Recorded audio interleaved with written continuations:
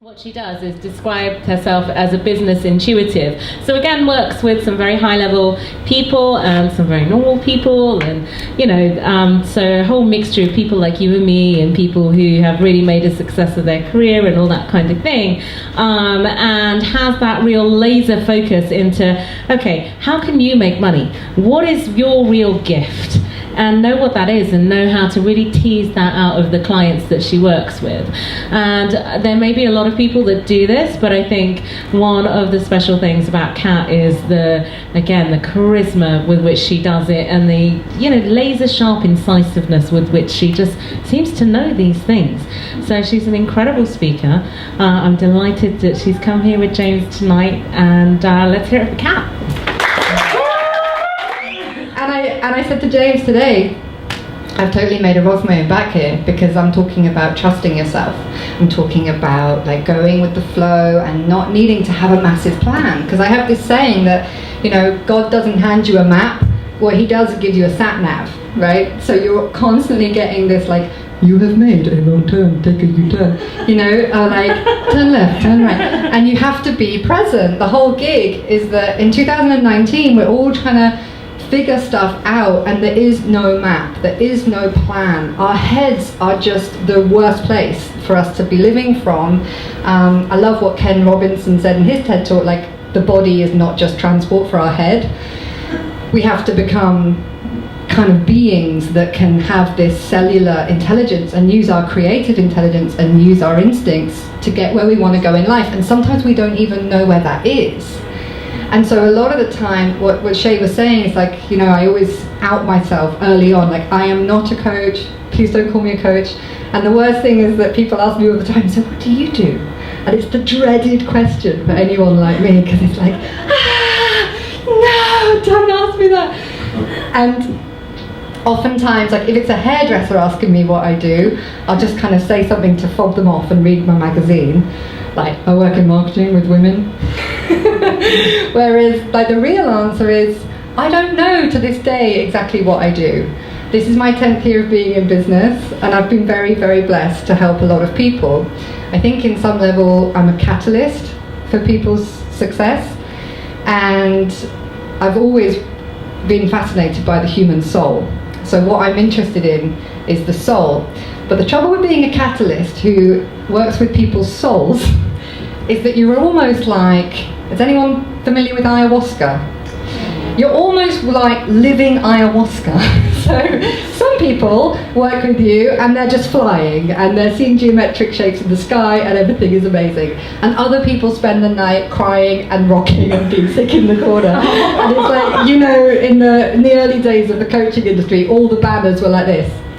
And the real truth about the coaching industry is that is.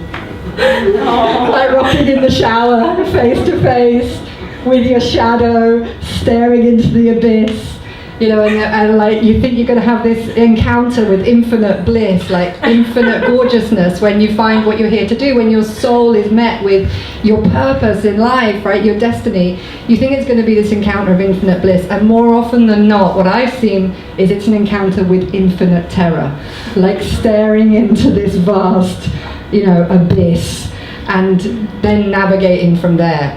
And so I was really happy to find a quote that I wanted to share with you by one of my favourite poets, Ted Hughes, because I think if you really want to understand the soul, you've got to read poetry.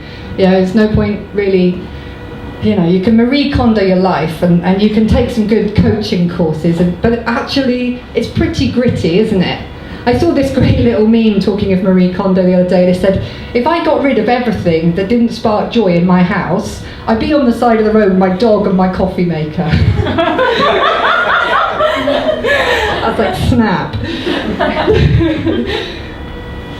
But this quote, let me see if I've got it. I think I should have it in my pocket. There we go. If it's good enough for Ken Robinson to read quotes off a cue card, it's good enough for a mum of three, right? We agree? Yeah. All right, so let me see if I can read this to you. So good, this quote. My English degree, by the way, didn't really do much for me in my life. I spent my 20s in an existential crisis about what I was on the planet to do, and I told God, I'm just going to pull pints, so you know where I am when you need me, come and find me, and I'll get with the program at that point. which it did happen. So just note to self, note to any millennials who are like in their 20s deciding what to do. Okay, it's kind of long. All right, that's the paradox. The only time most people feel alive is when they're suffering, when something overwhelms their ordinary, careful armor, and the naked child is flung out onto the world. But when that child gets buried away under their adaptive and protective shells, he becomes one of the walking dead, a monster.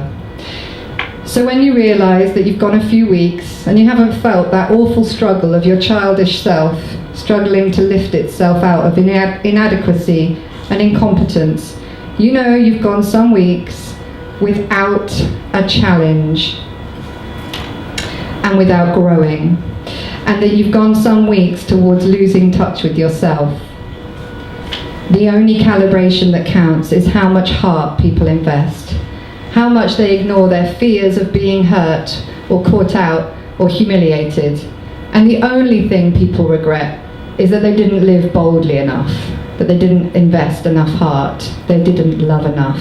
Nothing else really counts. And so, not to depress you all, but this is really, I guess, my message today is, you know, it doesn't look perfect. There's nothing glossy about it. It's not, you're not getting it wrong if you're suffering or struggling or facing your demons or going into uncomfortable territory. You're getting it right. You're uncovering that light that you're here to shine, and you're uncovering where you need to boldly go. And now more than ever, we need to keep that light burning bright, because with all the madness and all the uncertainty, especially in this country, it's really like a wave particle, right? In quantum theory, it's like, are we seeing a wave or are we seeing a particle? None of us know. Scientists do not know. At the core of quantum physics, there is not agreement about what the world is made up of, and it depends by the person who looks at it what it is, right? So the way we look at our lives, the way we look at this country, the way we look at our future, the way we look at the world, the way we look at each other is going to determine what we see.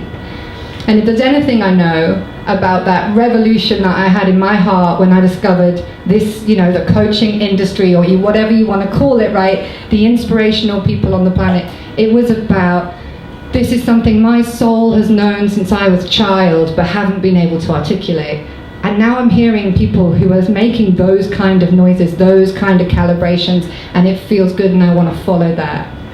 And that's what you can trust. So moving forward in 2019 and beyond, who knows where the future is taking us? We're probably living in the future, guys. Like, next year's 2020. I mean, that's the future, right? Any other kids of the 80s here is like, who knew that 2020 was going to come about and it would feel so normal? But here we are in the future, living in 2020 vision. And I guess the only way that we can walk that walk is through having this knowing that the way we look at it is what we're going to see. And keeping the faith, even when it looks dark, and even when it's scary, and even when there is no road, even when there is no map, right? Like, a road will be made. Guidance will be given. But it's all about being present in the moment and turning up the volume on your own inner guide. That wise guide inside that rhymes for the poets. So that you can really tune in and navigate this uncertain road. So, God bless, thanks for listening. There's 10 minutes, right? Website, www.katharinedever.com, or find me on Facebook, probably is the best, or Instagram, and there I'll be, virtually there I'll be.